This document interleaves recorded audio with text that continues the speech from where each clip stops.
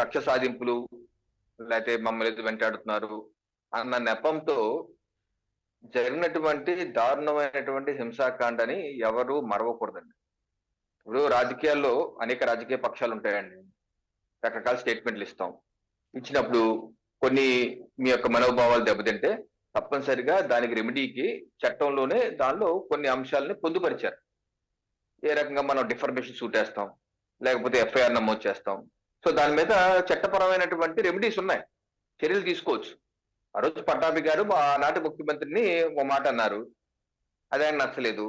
తప్పనిసరిగా he has right to proceed on Pattabhi గారు.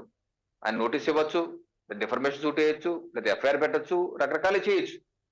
But ఎన్ని పక్కన పెట్టి అక్టోబర్ 19, 2021 సాయంత్రం 5 గంటల తర్వాత 100 మంది పైగా కార్ల మీద వచ్చి కర్రలు, కత్తులు, వరిసెలు, గుణపాలు తీసుకొచ్చి ఒక పార్టీ కార్యాలయం, సెంట్రల్ కార్యాలయం మీద, ఆ పార్టీ రాష్ట్ర సెంట్రల్ కార్యాలయం మీద ఊకుమ్మడిగా దాడి చేసి కార్లను పగలగొట్టి ఫర్నిచర్ ధ్వంసం చేసి కనపడినట్టు కొట్టి ముక్కు పగలగొట్టి చంపే ప్రయత్నం చేస్తే ఈ హింసని ఏ రకంగా ఏ ప్రజాస్వామ్యవాది అచ్చుకుంటాడండి? ఇది సమంజసం కాదు కదా. ఇంత దారుణంగా ఒక పార్టీ కార్యాలయం మీద ఈ రకమైన దాడి చేస్తే మరి ఆ రోజు ఆ ప్రభుత్వం చేసింది ఏంటి? సాక్షాత్ ముఖ్యమంత్రి గారు, ముఖ్యమంత్రి అంటే 5.5 కోట్ల ప్రజలకి రాజ్యాంగం మీద ప్రమాణం చేసి నేను రాగద్వేషాలు అతీతంగా ఈ యొక్క రాజ్యాంగాన్ని అమలు చేస్తానని ప్రమాణ స్వీకారం చేసినటువంటి ముఖ్యమంత్రి జరిగిన హింస గురించి ఆయన ఏమంటారు? చిక్కటి చిరునవ్వుతో నా యొక్క ఫ్యాన్స్ కి బీపీ ఎక్కేలా చేశారు అని సమర్థించుకున్నారు. అసలు నాకు భారతదేశ చరిత్రలో ఏ ఒక్క ముఖ్యమంత్రి ఈ రకంగా నిస్సిగ్గుగా, కనీసం ముఖస్థితి కన్నా సరే, ఏ ముఖ్యమంత్రి అన్నా అంటే ముఖస్థితి కన్నా ఇది జరగకూడదు, అందరూ చర్యలు తీసుకుంటాం, చట్టంతో చేసుకుంటాం అంటారు రొటీన్ గా. పోనీ అండర్ కరెంట్ వాళ్ళ పార్టీ సపోర్ట్ చేసుకుంటారు. ఈయన ఏమాత్రం నిస్సిగ్గుగా ఈ రకంగా చిక్కటి చిరునవ్వుతో సమర్థించుకుంటూ నా ఫ్యాన్స్ అని, అంటే మారణాయుధాలతో వచ్చి దాడి చేసిన వ్యక్తులు తన ఫ్యాన్స్ అని అంటే అండర్లైన్ చేసుకుంటే ఆ పాయింట్, ఆ ఫ్యాన్స్ ని ఎవరు పంపారు అన్నది బిగ్ క్వశ్చన్. ఆ క్వశ్చన్ మార్క్. ఆ ఫ్యాన్స్ ని, ఏదైతే దాడి చేసినటువంటి వ్యక్తుల్ని సమర్థించుకుంటున్నారంటే నా ఫ్యాన్స్ ని సంబంధించిన ఆ ఫ్యాన్స్ ని పంపించింది ఎవరు అనేది ఫస్ట్ పాయింట్. పోనీ ఎఫ్ఐఆర్ నమోదు అయింది 650/2021. ఆ రోజు రాత్రే 11 గంటలకి నమోదు చేశారు. దాని మీద విచారణ ఏం చేశారంటే మీ ప్రభుత్వం 3 ఏళ్ల పాటు ఉంది, అప్పటి నుంచి ఎప్పటి వరకు విచారణ పూర్తి చేశారా? క్లోజ్ చేశారా? ఏమీ చేయలేదు. నామకే వాస్తే కేసులు పెట్టి స్టేషన్ బెయిల్ వదిలేశారు. విచారణ కూడా పూర్తి చేయలేదు, ఇన్వెస్టిగేషన్ కూడా పూర్తి చేయలేదు. నోట్ దిస్ పాయింట్ బలరాం గారు, పూర్తి చేయలేదు.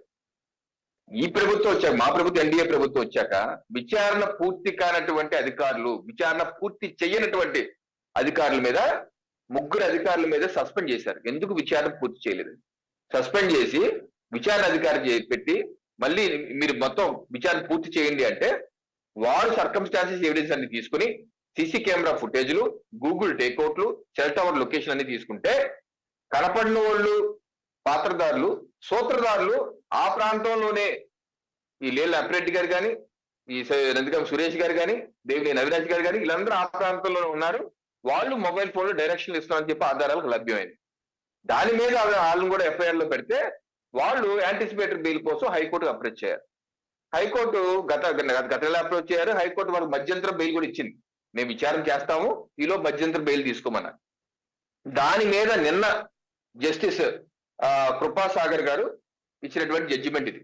39 పేజీల జడ్జిమెంట్, సుదీర్ఘ జడ్జిమెంట్ లో అన్ని అంశాలు, ఇరుపక్షాలు అన్ని అంశాలు మెన్షన్ చేసి చేయడం జరిగింది. దీనిలో జడ్జి గారి మాట ఫైనల్ గా ఇచ్చిన జడ్జిమెంట్ పారాగ్రాఫ్ 35 లో ఏమన్నారంటే జడ్జి గారు, the facts on record would show in the case at hand that even police personnel who were available at the scene of offence were seen toeing the line of the perpetrators of crime.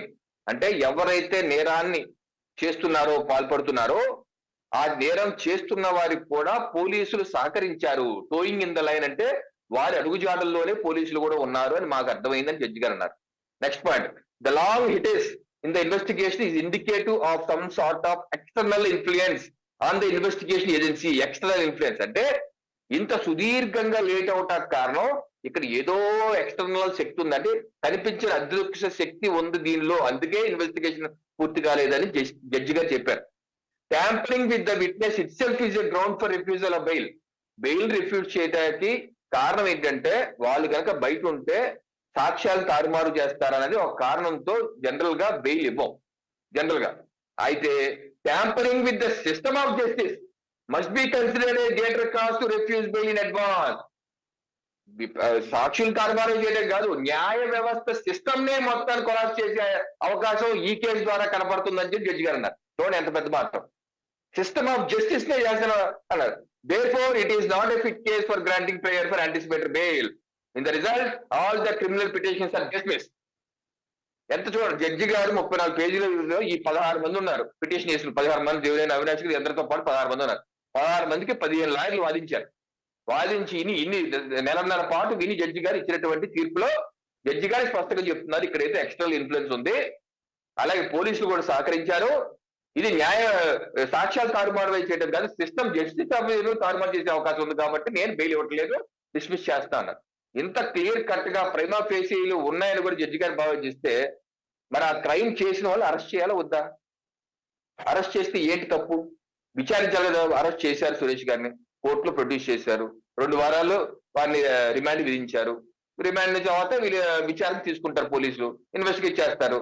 అలాగే లేలా Fred గారు వీళ్ళందరూ మరి ఎందుకు భయపడిపోయి cell phone off చేసుకొని హైదరాబాద్ కి వేరే ఊరికి జంప్ అయిపోయారండి?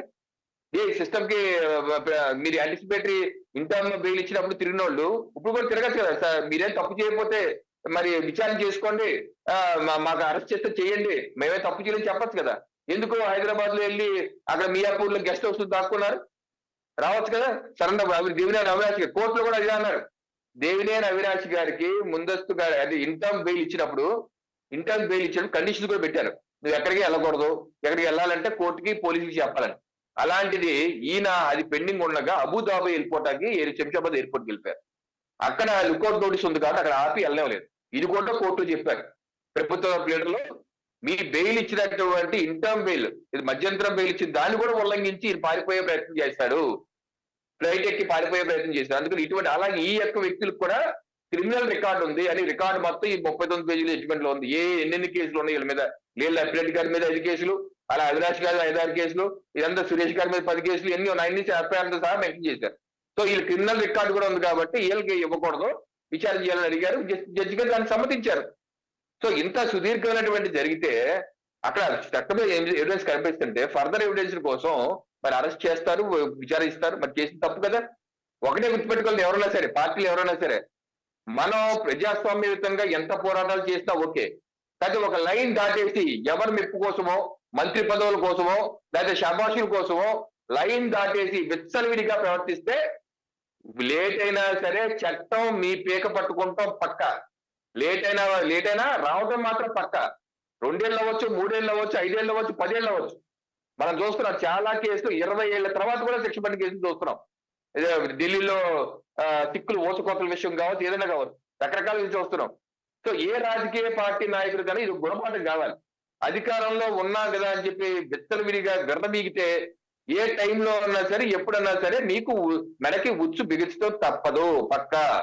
ఏ ప్రజాస్వామ్యయుతంగా ఆయన మీద చర్య తీసుకుంటానికి మీకు అవకాశాలు చట్టం ఇచ్చింది కదా, భారత శిక్షా స్మృతి మీకు అవకాశం ఇచ్చింది కదా.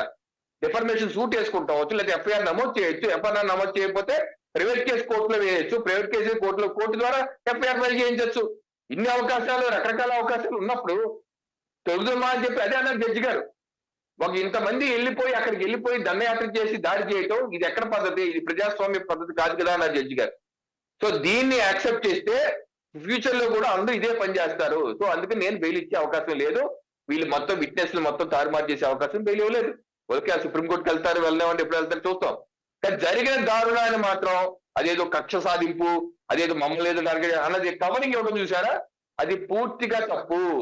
ఎందుకంటే ఈ కేసు ఇప్పుడు పుట్టింది కాదు, 2021 అక్టోబర్ 19 పుట్టింది. అప్పటి నుంచి ఇప్పుడు ఇన్వెస్టిగేషన్ జరుగుతూనే ఉంది. 3 ఏళ్ల పాటు జగన్ గారు ఇన్వెస్టిగేషన్ చేయలేదు, మా ప్రభుత్వం ఇన్వెస్టిగేషన్ చేసింది, కోర్టు ముందు ఉంది, అనేక వారాలు విచారణ జరిగింది. అన్ని వాదాలు విని 15 మంది లాయర్లు వాళ్ళ పక్క అన్ని వాదాలను విని ఫైనల్ గా ఇచ్చినటువంటి జడ్జిమెంట్. సో దీన్ని ఏదో సైడ్ లైన్ చేసే విధంగా పాపం అమాయకులు అరెస్ట్ చేస్తున్నారు, వేధిస్తున్నారు అనేది శుద్ధ తప్పండి. ఏది ఇప్పటికైనా సరే జగన్మోహన్ రెడ్డి గారు చెప్పాలి. ఎస్ ఎవరైనా సరే ప్రజాస్వామ్యవాదులు అటువంటి చర్య ఒప్పుకుంటారండి?